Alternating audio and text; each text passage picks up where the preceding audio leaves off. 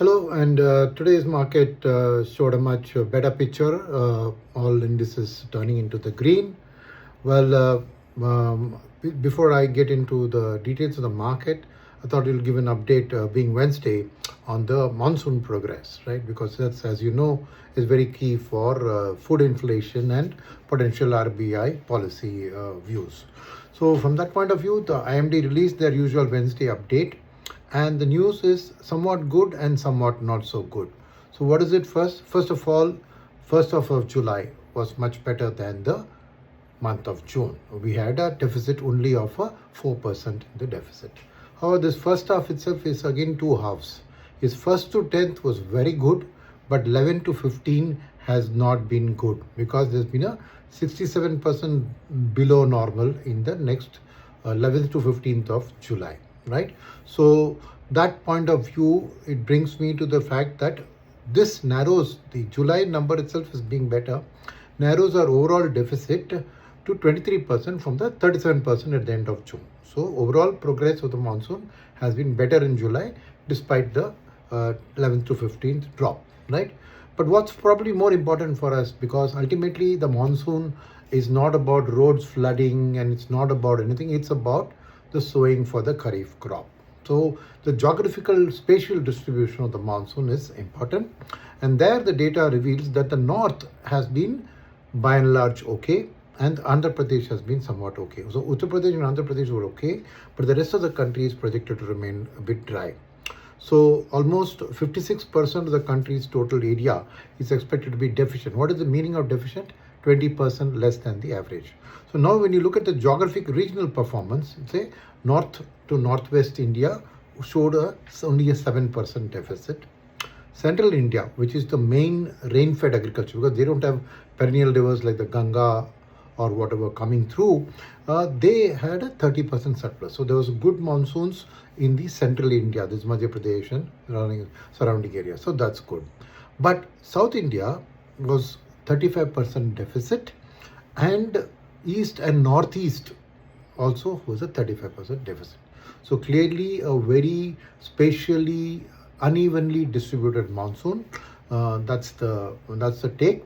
But overall, like I said, the deficiency up to now has been less than the deficiency from June. The cumulative deficiency has come down.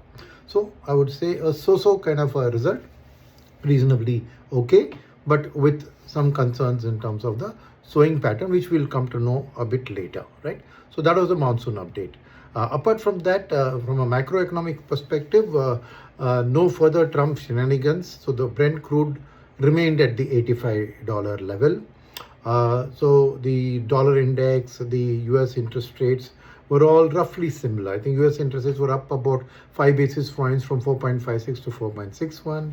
Indian interest rates were up by about 2 basis points from 6.79 to 6.81. Rupee was also reasonably stable, 96.20 to 96.26. So broadly, more of a stable situation with the oil situation. So the volatility index hence was down a little bit by 3.5%, down to 13.27, right? So now when we come to the performance of the indices, all the cap curve indices were in the positive today. The Nifty was about 11 basis points, very flat. The mid cap was 28 basis points, small cap was 67, and micro cap was 64 basis. So all less than 1% growth, but it.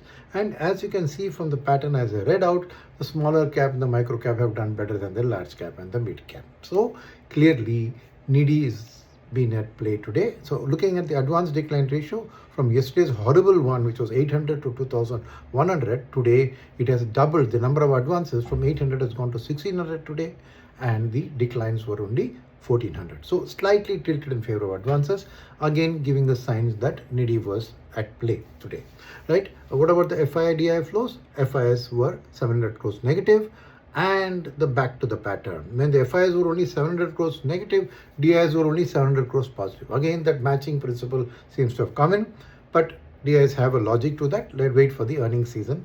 Today, I didn't see any big result shaking or moving thing. So I'll try and cover that when I do my write-up later, right?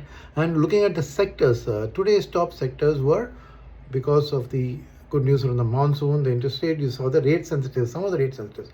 PSU banks were up almost 1%, consumer durables were up 75 basis points, and oil and gas and energy were all up about 50 to 45 to 69 basis points, right?